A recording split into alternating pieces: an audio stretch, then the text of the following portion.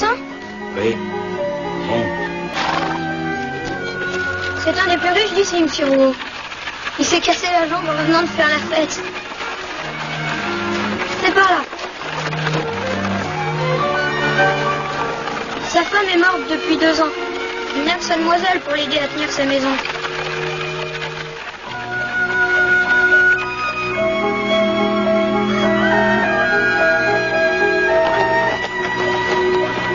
Attendez.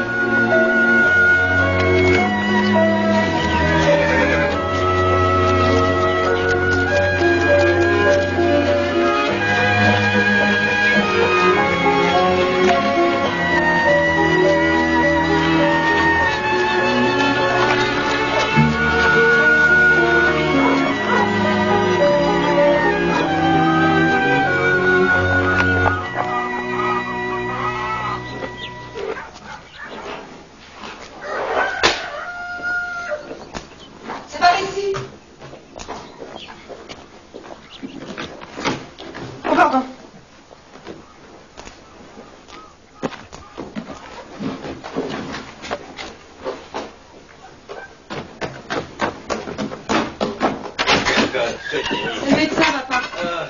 Oh, docteur, je me suis cassé la jambe. Nous allons voir ça, monsieur. Oh. C'est une bonne fracture, bien franche. Je vais vous confectionner une attelle. Il faudrait faire aussi des petits coussinets. Tu peux faire ça, Emma?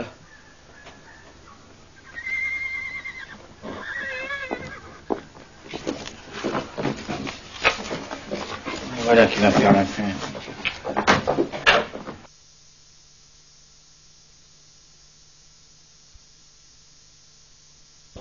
Charles Bovary. Pardon? Charles Bovary? Mademoiselle? Eh bien, docteur, à dans 3 jours.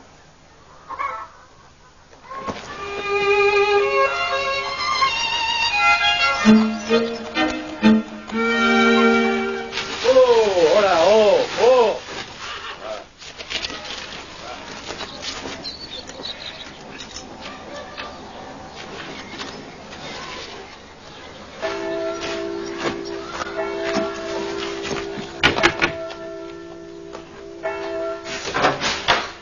Ah, Perrault, Voilà une bonne surprise. regardez-moi, je n'aurais pas été mieux guéri par les médecins Lifto, ou même de Rouen. Tenez, voilà ce que je vous dois. Et ça, je ne vous le dois pas, mais je vous l'offre, parce que ça me fait plaisir. Vous êtes veuve, vous aussi? J'ai appris. Oui, oh, ça fait 8 mois. Moi, quand j'ai perdu ma pauvre défunte, j'allais dans les champs pour être tout seul. Je tombais au pied d'un arbre, je pleurais. Et je disais des bêtises au bon Dieu. Je pensais que d'autres, au même moment, étaient avec leurs bonnes petites femmes à les embrasser. Ça me rendait quasiment fou. Je tapais des coups par terre avec mon bâton. Je mangeais plus. Vous ne croiriez pas. L'idée d'aller seulement au café me dégoûtait. Et puis, tout doucement, un jour chassant l'autre, un printemps sur un hiver et un automne par-dessus un été, ça s'en est allé. Ça a coulé brin à brin. C'est parti. Vous vous secouez, monsieur Bovary. Vous verrez, ça passera. Oui, j'en suis certain. Allez nous voir. Ma fille me parle de vous de temps en temps. Elle dit comme ça que vous l'oubliez. On vous fera tirer un lapin dans la garenne pour vous distraire un peu.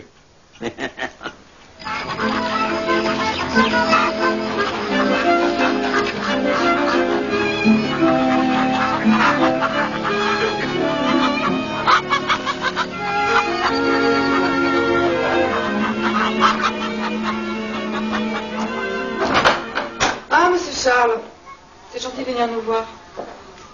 Papa est au champ. Il trotte comme un lapin grâce à vous. Vous allez bien voir quelque chose? Non, merci. Sans façon. Mais si nous allons trinquer. J'ai soif. Je vous dérange.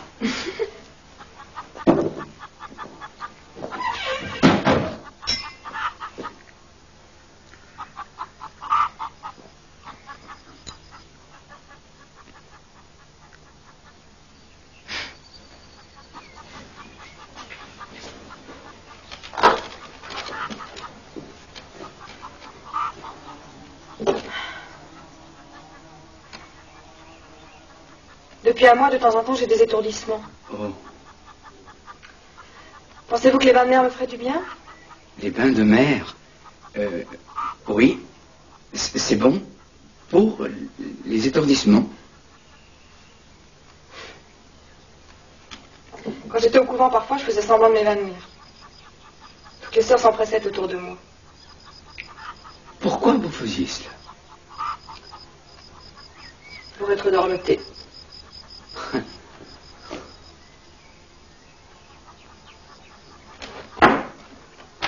Venez avec moi. J'aime bien la musique, mais le solfège, c'était vraiment ennuyeux. Ça, c'était un prix pour l'arithmétique, et celui-ci, un prix de lecture. Celui-ci aussi.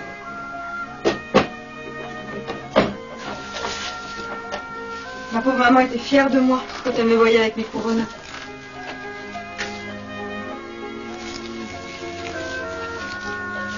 Tous les premiers vendredis de chaque mois, je vais cueillir des fleurs dans le jardin pour les porter sur sa tombe.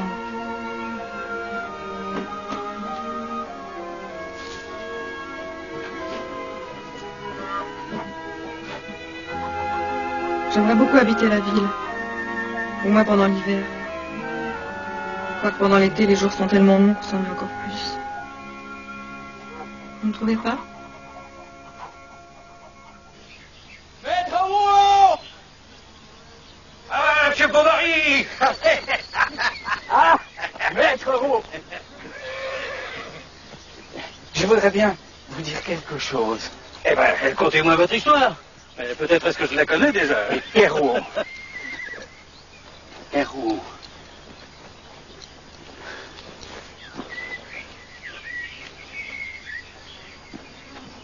Mais moi, je ne demande pas mieux. Et la petite est sans doute de mon idée.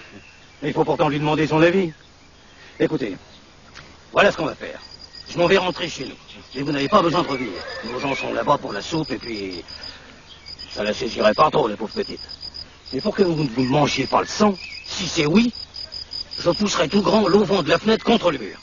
Hein? Vous pourrez le voir en regardant derrière la grange.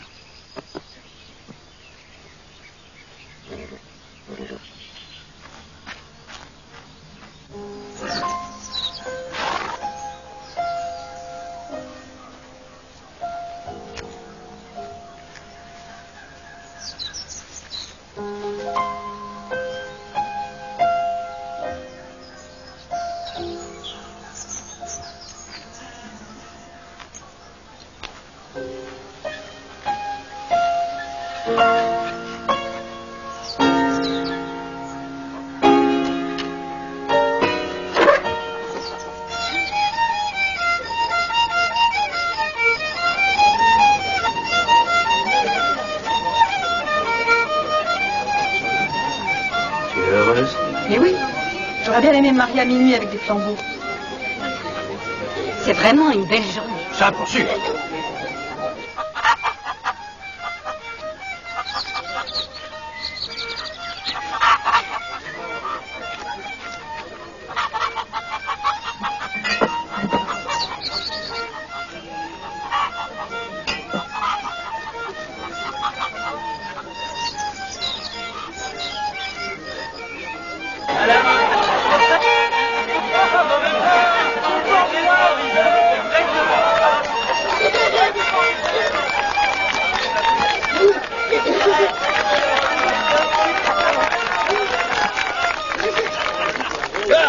Vous le coupez. Allez. Allez, Charles, coupez. Voilà. Coupez. Je compte sur vous, ma petite, pour rendre mon Charles enfin. Il est si méritant.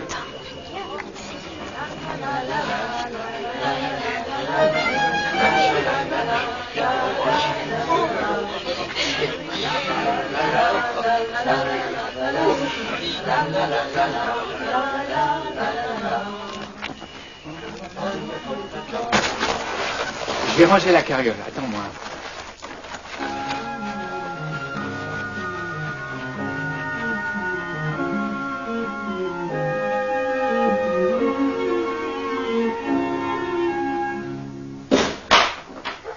Bonjour, monsieur et madame. Nastasie. Voici madame. Et ben, c'est Nastasie qui s'occupe de la maison.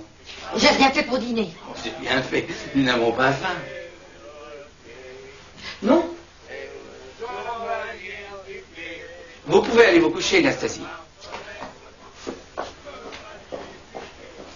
Je vais voir mon cabinet, je vais vous visiter. Non, je verrai ça demain. Je vais me coucher.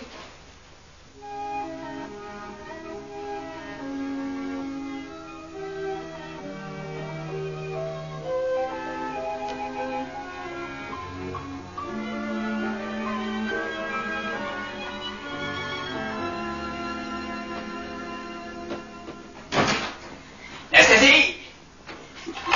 Madame a faim. Et moi aussi. Qu'avez-vous à nous donner? J'ai fait de la soupe. Non, c'est bien, mais il faudrait qu'il y ait du choix, du chocolat ou du thé. On n'a pas ça. Emma! Emma, qu'est-ce que tu veux manger? Qu'est-ce qui te ferait plaisir? Je sais pas, moi. Ça m'est égal. De la soupe? De la soupe, oui. C'est très bien.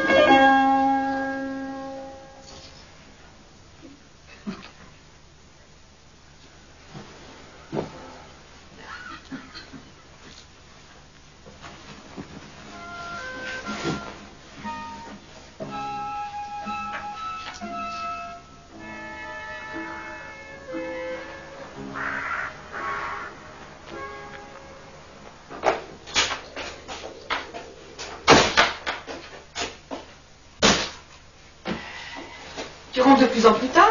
Oui, je sais. Mais c'est bon signe. J'ai de plus en plus de malades. Tu dois être fatigué. Un peu, oui. Viens manger. Je t'ai fait du bouilli. Oui, Anastasie. Il était tard. Je l'ai envoyé se coucher. Je peux pas la garder, Charles. Elle est trop vieille. À mesure que se serrait davantage l'intimité de leur vie, un détachement intérieur se faisait qui la déliait de lui. La conversation de Charles était plate comme un trottoir de rue. Il va pleuvoir. Et les idées de tout le monde y défilaient dans leur costume ordinaire sans exciter d'émotion, de rire ou de rêverie. Enfin, je crois.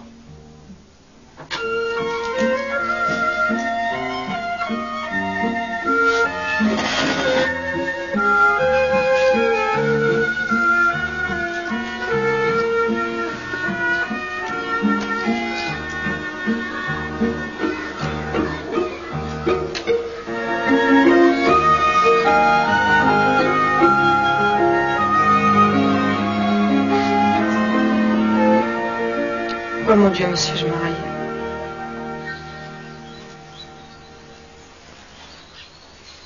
Emma! Emma! Tu rentres déjà? Non, j'ai encore 2 malades à voir. Mais je suis passé. J'ai envoyé les lettres à monsieur Pommier et à madame Loubet pour des honoraires. Oui, très bien. Tu te souviens du marquis d'Andervilliers?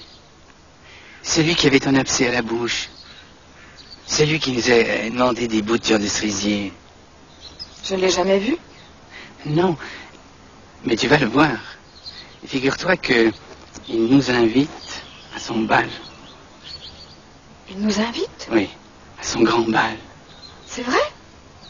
C'est bien vrai? Mais oui.